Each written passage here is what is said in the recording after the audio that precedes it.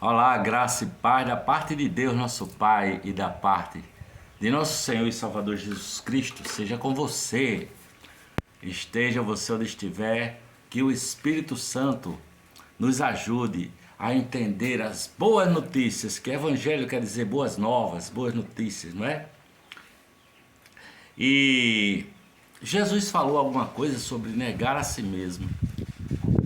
Mas aí eu pergunto, mas como assim? O que significa isso?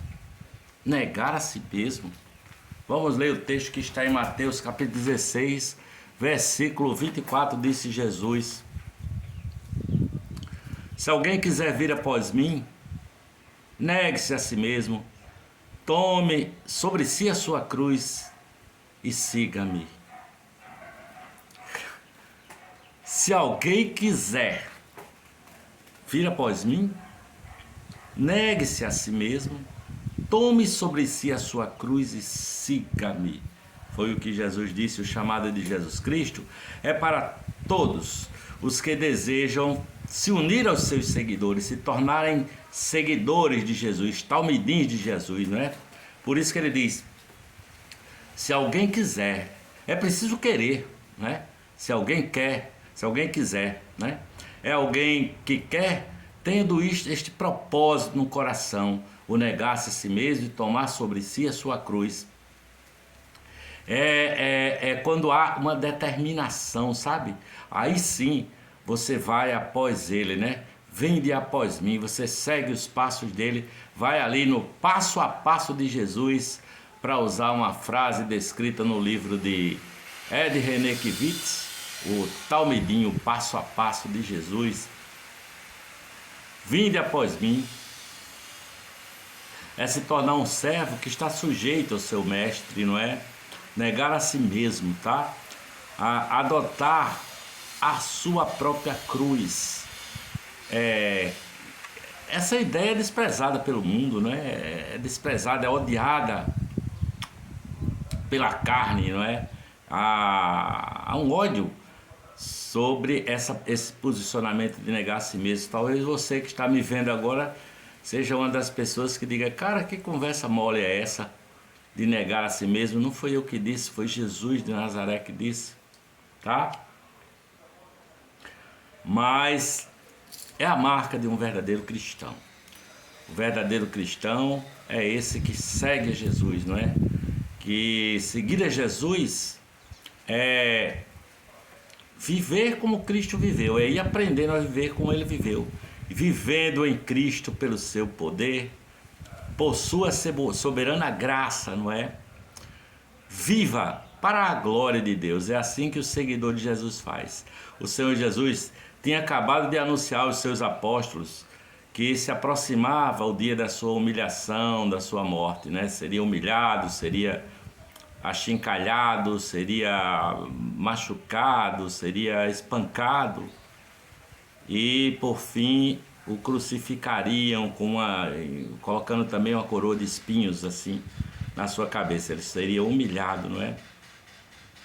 E quando ele fala isso para os apóstolos, esse texto está aí em Mateus 16, versículo 21, Pedro diz: tem compaixão de ti, Senhor, de maneira nenhuma te acontecerá tal coisa, eu não permitirei, tal. Pedro já entra puxando as espadas para defender o Senhor Jesus, não é? Mas a doutrina de Cristo não é salva-te a ti mesmo, mas sacrifica-te a ti mesmo. Essa é a doutrina de Cristo, né? E Jesus disse para trás de mim, Satanás, com Pedro, quando ele veio querer que não deixar que o Senhor se entregasse a essa morte, a esse sacrifício. Para trás de mim, Satanás, que só entende as coisas do mundo, não entende as coisas da terra, do céu, da eternidade, não é? Então, Jesus imediatamente rejeitou essa ideia de Pedro, né? Já rapidamente rejeitou.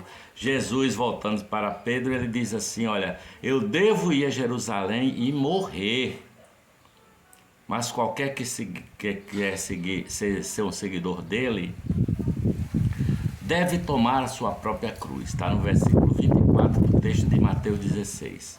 tome a sua própria cruz. Mas o que é um cristão? Essa é uma pergunta crucial para mim e para você. O que é ser cristão? Será que ser cristão é ser membro de alguma congregação cristã? Eu acho que não. Mas será que ser cristão é se submeter a ritualísticas religiosas cristãs, submeter-se a esses rituais cristãos? Também não, né? Alguém que adota um certo modo, uma certa conduta de viver é ser cristão? Eu acho que não também. Mas ser cristão, segundo Jesus, é alguém que renunciou a si mesmo e recebeu a Cristo como seu Senhor e seu Salvador, e isso está descrito aqui em Colossenses capítulo 2, versículo 6, não é? É esse que toma o jugo de Cristo sobre si e aprende dele. É este que, tomando o jugo de si, aprendendo dele, que é manso e humilde de coração e encontra descanso para as suas almas, porque o jugo dele é suave, seu fardo é leve. É alguém que foi chamado para a comunhão do seu Filho, Jesus Cristo, Filho de Deus, nosso Senhor, como está escrito em 1 Coríntios capítulo 1, versículo 9. Em sua obediência e sofrimento, agora ele está identificado, tem essa comunhão com a obediência e o sofrimento de Cristo, né? E a sua recompensa é a glória na eternidade, sabe? Não existe pertencer a Cristo e viver para agradar a si mesmo.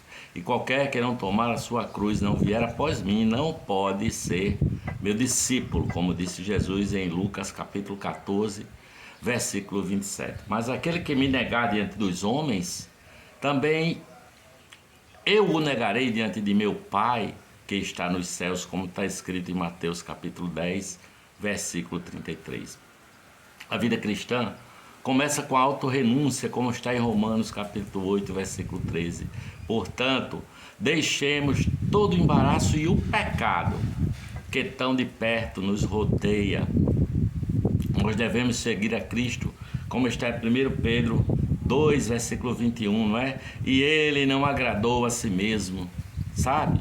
Ele não agradou a si mesmo, repudiar a sua própria vontade, saber que todas as nossas justiças próprias, são como trapos de imundícias, como diz lá em Isaías capítulo 14, versículo 6. E seja achado nele, não tendo justiça própria, como está em Filipenses capítulo 3, versículo 9. Deverá renunciar à sua própria sabedoria. Tem que se tornar como uma criancinha, como disse Jesus, né? Quem quiser ser o maior, seja o menor. Quem quiser ser o principal, seja servo de todos. É assim que tem que ser a renúncia, o negar-se a si mesmo, sabe? Não é? E seja achado nele, não tendo justiça própria, Filipenses 3,8. Deverá renunciar à sua própria sabedoria, tem que se tornar como uma criancinha, sabe? O versículo diz que, dizendo-se sábios, tornaram-se loucos, como está em Romanos capítulo 1, versículo 22, né? Mas levar cativo todo entendimento à obediência de Cristo, como está em 2 Coríntios capítulo 10, versículo 5. Não te estribes no teu próprio entendimento, como está aqui em Provérbios capítulo 3, versículo 5. E Jesus diz uma frase curtíssima que eu acho importantíssima, tem sido importante na minha vida: sem mim nada podeis fazer. Sem Cristo nada poderemos fazer, absolutamente nada, como está escrito aqui em João capítulo 15, versículo 5. O segredo e a força espiritual reside em reconhecer a nossa fraqueza, sabe? Fortifiquemos então na graça que há em Cristo Jesus, como está em 2 Coríntios capítulo 2, segundo a Timóteo, perdoe-me, capítulo 2, versículo 1. Porque a linguagem do mundo é assim: não há Deus. O mundo, o ímpio diz: não há Deus, não existe Deus, não é? Mas para o cristão é assim, como disse Paulo em Filipenses capítulo 11, versículo 21, capítulo 1, versículo 21, para mim o viver é Cristo e o morrer é lucro ou é ganho. Que haja entre nós o mesmo sentimento que houve em Cristo Jesus, certo? Não sois de vós mesmos, porque fostes comprados por um bom preço, como está em 1 Coríntios capítulo 6, versículos 19 e 20. Cristo disse, não seja porém o que eu quero, quando ele estava suando sangue ali no Getsemane. Pai, se for possível, passa de mim esse cálice, não seja, porém, feito o que eu quero, mas seja feito o que tu queres. Ou seja feita a tua vontade, meu Pai. Texto que está em Mateus capítulo 14, versículo 36. É renunciar às luxúrias, é renunciar aos ídolos do mundo. Todos buscam o que é seu e não o que é de Cristo Jesus. Como diz lá em Filipenses capítulo 2, versículo 21. Os santos de Deus não amaram as suas vidas até a morte, como está em Apocalipse capítulo 12, versículo 11, renunciando à impiedade e às concupiscências mundanas, vivamos neste presente século sóbria, justa e piamente, como está descrito em Tito, capítulo 2, versículo 12. Se alguém quiser vir após mim, negue-se a si mesmo, tome a sua própria cruz e siga-me. Lucas capítulo 9, versículo 33. Espontaneamente é para segui-lo com satisfação, com alegria, não é? É para segui-lo com satisfação, com alegria, sabe? É que Deus, nosso Deus, nós precisamos saber que tudo que fizermos, não é? Fazer de todo o coração, sabe? Tudo que você fizer, seja um copo d'água que você vai dar a alguém ou que você vai varrer uma casa, faça de todo o coração, não relutante assim, e não para agradar os homens, não é? Como está em Coríntios capítulo 3, versículo 23. A culpa do pecado foi cancelada. A cruz é o sinal do discipulado cristão, sabe? Aquele, pois, que quiser ser amigo do mundo, constitui-se inimigo de Deus, como está em Tiago, capítulo 4. Jesus tomou a forma do servo. Sendo Deus, ele esvaziou-se da sua condição de Deus e tomou a forma de homem, de servo, e foi obediente até a morte, e morte de cruz, não foi uma qualquer morte, né? Ele morreu para que pudéssemos viver e ter vida eterna, como está em João capítulo 12, versículo 24. Quem perder a vida por amor de mim, disse Jesus, esse a achará. Quem perder a vida por amor de mim, esse a achará, segundo disse o Senhor Jesus Cristo de Nazaré. Eu por aqui vou deixando o meu amém, desejando que se você gostou do vídeo, você está caindo aqui pela primeira vez nesse vídeo,